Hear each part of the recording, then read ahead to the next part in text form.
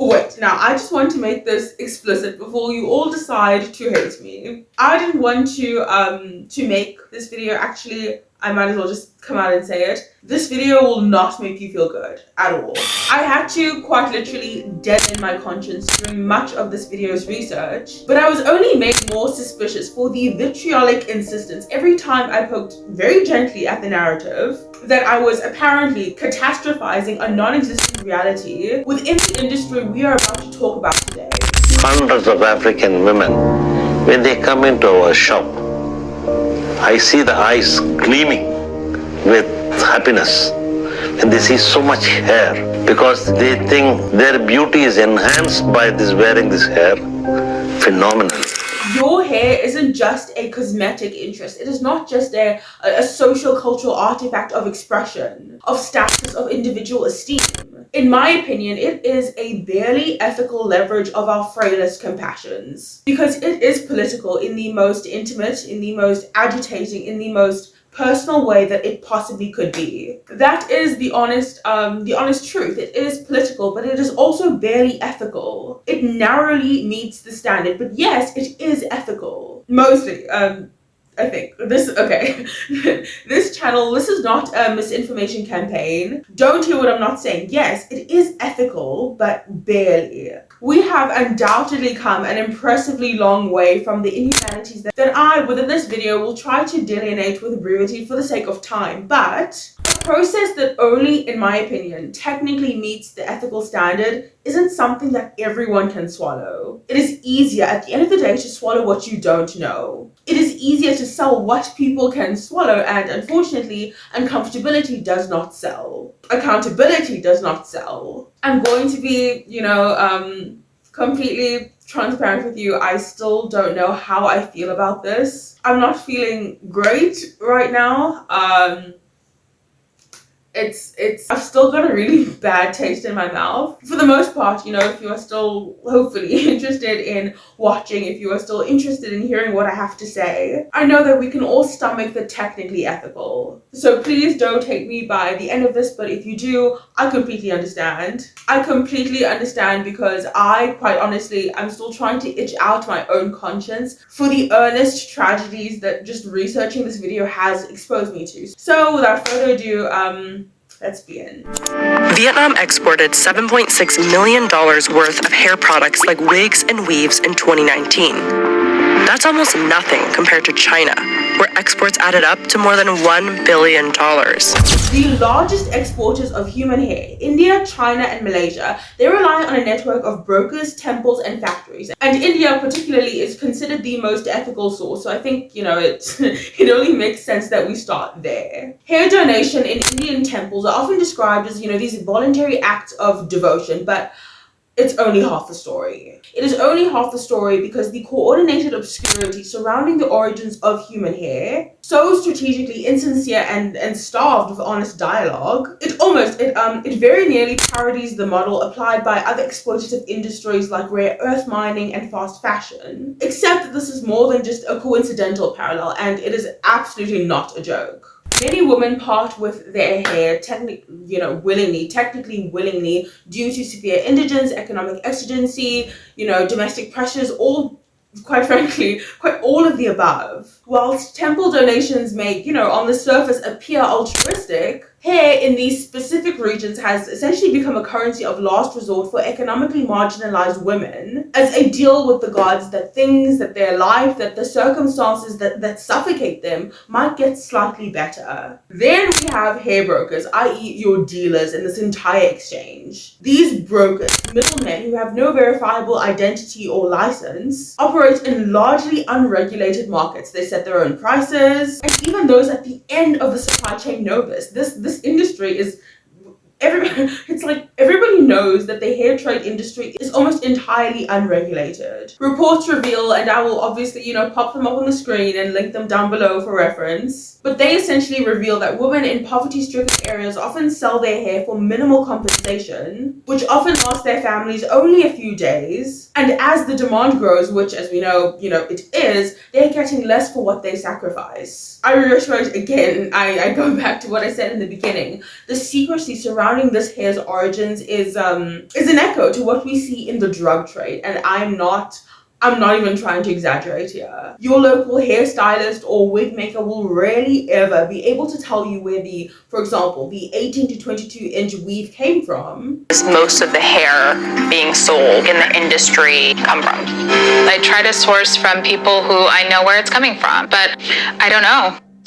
Because we know that even where ethical companies do exist, basically what I'm describing is when human hair is sourced from salon remnants or willing donors, especially so the short tangled bits from salons, your typical sort of leftover clippings, right? These have never, and probably, if I'm being honest, will never be able to econometrically meet the global demand. No one really knows with definitive confidence where the hair was obtained. Was it cut willingly? Was it stolen? Was it harvested from corpses? As notoriously was the case in 1990s China. Recent reports, and I mean recent reports. I'm not talking, 1990s, I'm not talking 2010s, I'm talking as recent as 2020. These reports suggest that we haven't really strayed all that far from these brutal practices. Forced shaving, for example, removing hair from the deceased, from the sick. As recently as 2020, US Customs seized 13 tons of human hair products suspected to be produced through forced labor in China's internment camps, where Uyghur Muslims and other ethnic minorities are detained. Although the industry, by the account of almost literally everyone I asked, claims to have evolved, recent promotional videos like Blac Chyna's direct from the source marketing demonstrate truly the ongoing discomfort and exploitation involved. At least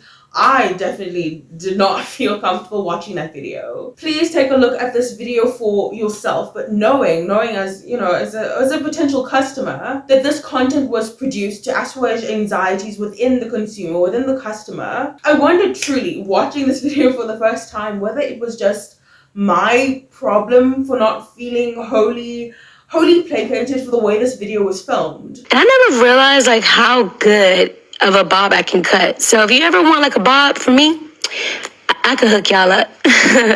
But this was very, very, very exciting for me. As you can tell, the ladies, they were excited too. And that's, I don't know, I'm still, like I said, I'm still really wrestling with my feelings about this. The woman in the video, please watch it and let me know what you think. She does not look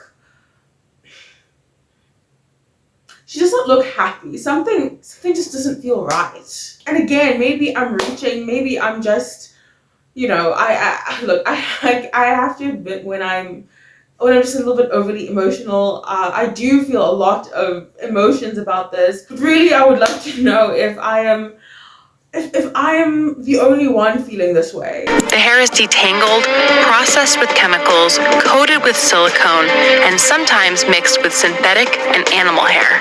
Then we have a dangerous alternative, synthetic hair. So a study I found conducted in Nigeria analyzed 10 popular synthetic hair brands and found significant levels of toxic heavy metals like lead, cadmium, and chromium. These metals, used to stabilize the plastic-based fibers, can leach out over time, especially during heating. You are essentially looking at here potential neurological damage in children and young adults. You're looking at endocrine disruption linked to pesticides and nitrates found in synthetic hair, even cancer, and suspiciously ADHD and autism symptoms. It is honestly one of those diagnoses I tend to wonder is growing up because of increased awareness, or because the stuff being put into our products, into our foods is poisonous. At the end of the day though, this is black gold. This was not at all a comfortable video for me to make. You guys have all seen, especially my previous videos, I did have braids once or twice before, and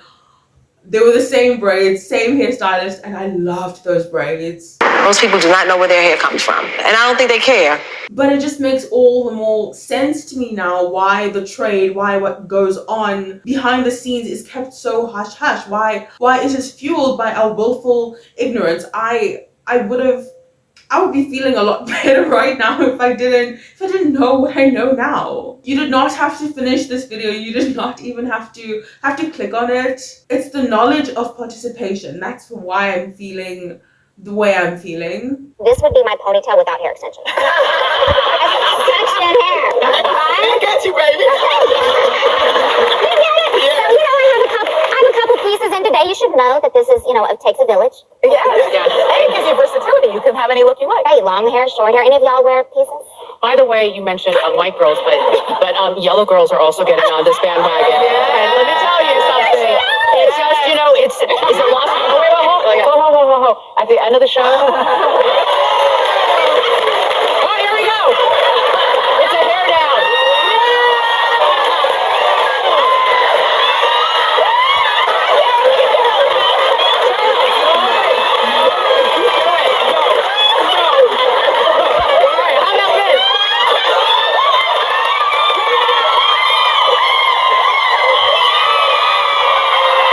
What's clear, at least to me, even though I'm having a lot of mixed emotions, is that I struggle now to see hair as a strictly apolitical accessory. What we are seeing here in real time is a reflection of what psychological dynamics feed the global south and inevitably profit off our ignorance. I would love to do a video on the global south and everything that goes on, goes on down here. It is really fascinating. We talk a lot about the West on this channel because, obviously they rule the world. But essentially what happens down here is sort of a feedback cycle, and I just think our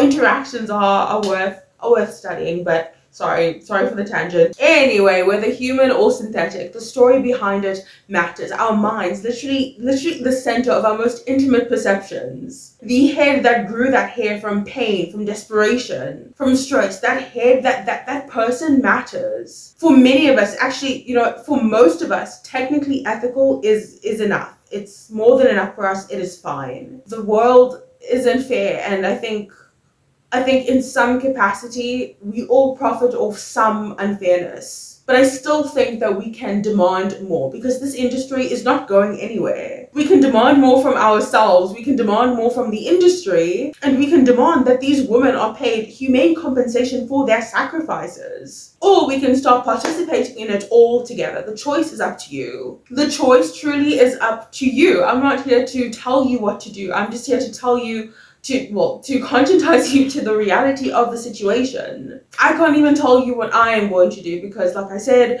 being completely transparent, I'm sure it's been quite obvious throughout this entire video, my emotions are all over the place. But once I have a hardened opinion, I will definitely make that quite explicit.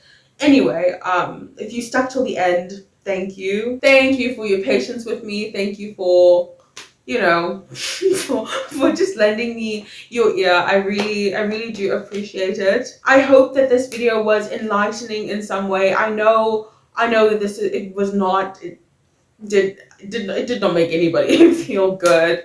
And sometimes I think it is just important for us to talk about the more uncomfortable realities of this world. So again, thank you. I will hopefully see you very, very soon. But I do, if you've watched till the end of this video, I do want to thank a very, very special somebody. She is a friend of the channel, Annette. I hope I am not embarrassing you.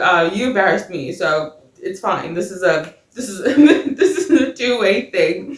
She's absolutely wonderful. She is hilarious. Please go and subscribe to her. She is doing the Lord's work up there in the States, so please please go and subscribe to her. See, I'm even feeling a little bit lighter just thinking about her. That is how that is how incredible she is. So either way, thank you all of you for your engagement, for your feedback. I love I love just reading and seeing all of the opinion, all of the critical thought.